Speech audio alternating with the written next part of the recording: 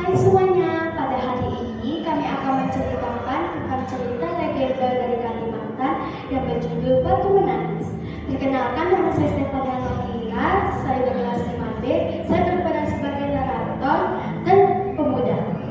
Halo semuanya, perkenalkan, nama saya Dian Jaya dari kelas 5B, saya berperan sebagai anak gadis. Hai semuanya, perkenalkan nama saya Grace Lagan, saya berperan sebagai janda miskin. Batu Menangis, cerita legenda Kalimantan. Di sebuah bukit yang jauh dari desa, di daerah Kalimantan, hiduplah seorang janda miskin dan seorang anak gadisnya. Anak gadis janda itu sangat cantik jelita, namun sayang, ia mempunyai perilaku yang amat buruk.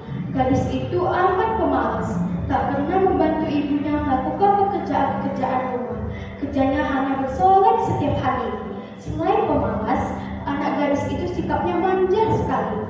Segala permintaannya harus dituruti. Setiap kali ia meminta sesuatu kepada ibunya, harus dikabulkan, tanpa memperdulikan keadaan ibunya yang miskin. Setiap hari harus membanting tulang mencari sesuap nasi.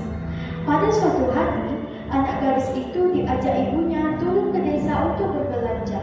Letak pasar desa itu amat jauh, sehingga mereka harus berjalan kaki yang cukup melelahkan.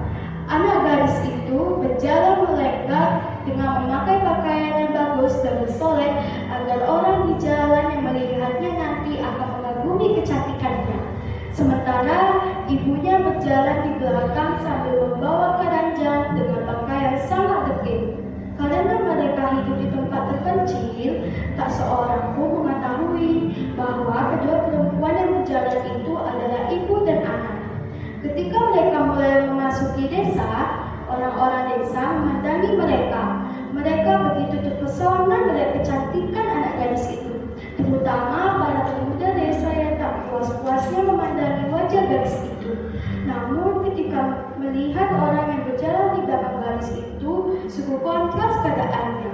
Hal itu membuat orang bertanya-tanya.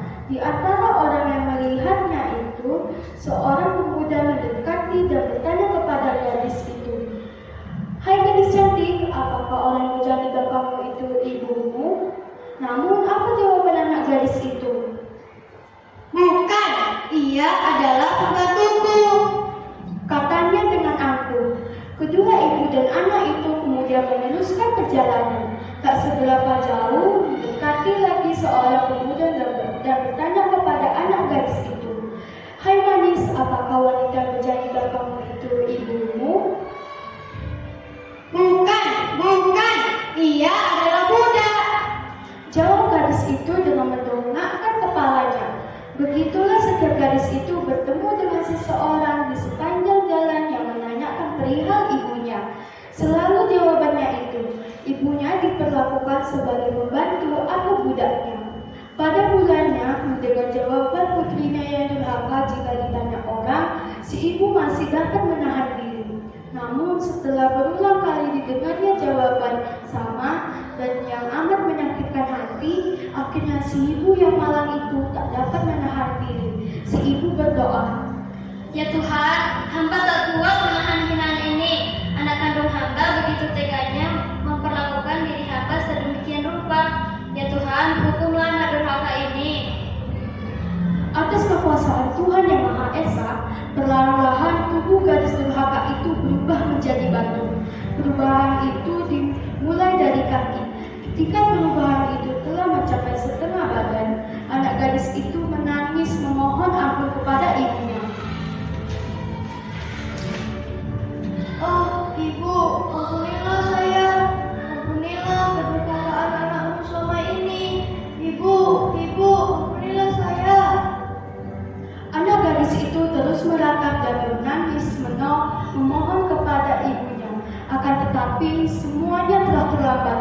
Seluruh tubuh gadis itu akhirnya berubah menjadi batu.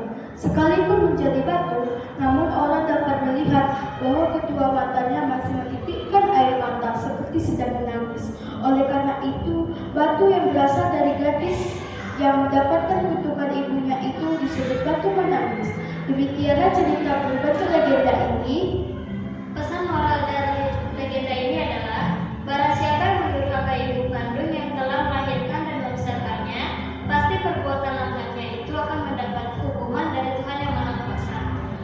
Sekian